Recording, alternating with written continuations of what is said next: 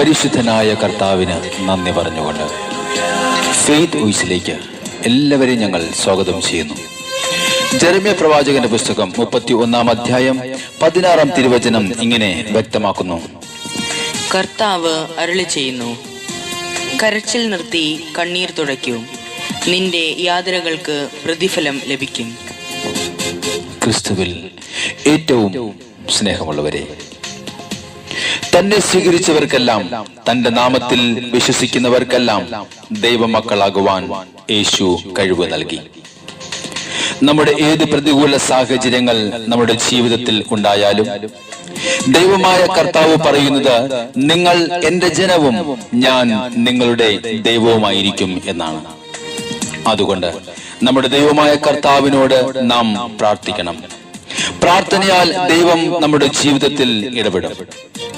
കർത്താവ് വചനത്തിലൂടെ വെളിപ്പെടുത്തുന്നു, എന്റെ അനുഗ്രഹങ്ങൾ കൊണ്ട് എന്റെ ജനം സംതൃപ്തരാകും. നിന്റെ വിലാപത്തെ ഞാൻ ആഹ്ലാദമാക്കി മാറ്റും. ക്ഷീണിതരെ ഞാൻ ശക്തിപ്പെടുത്തും, ദുഃഖിതരെ ഞാൻ ആശ്വസിപ്പിക്കും.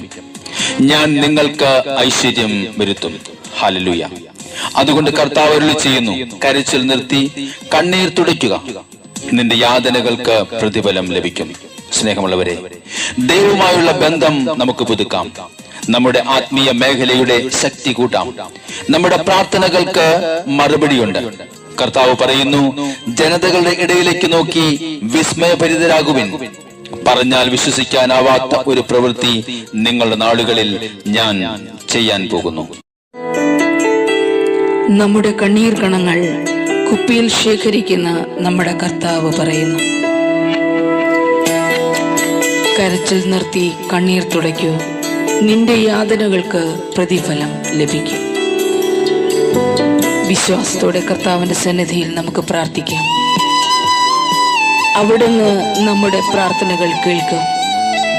അവിടുന്ന് ഒരിക്കലും നമ്മെ തള്ളിക്കളയുകയില്ല.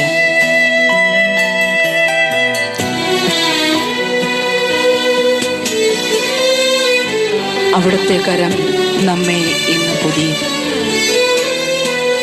നമ്മെ അവിടുന്ന് അനുഗ്രഹിക്കും.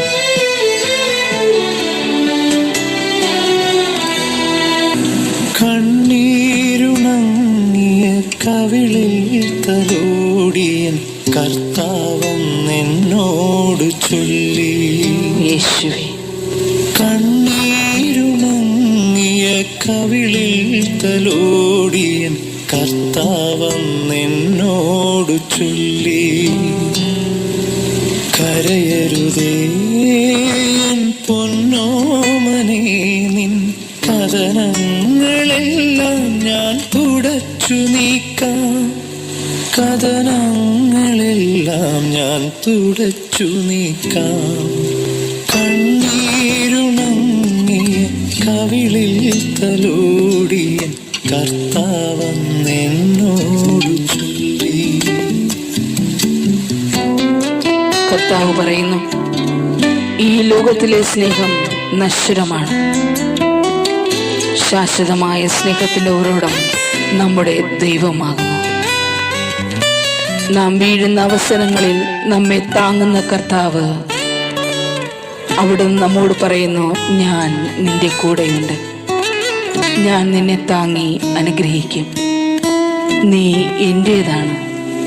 ഈ ലോക സ്നേഹത്തിൻ മായകളെല്ലാം നശ്വരമെന്നു നീ അറിഞ്ഞുകൊള്ളുക.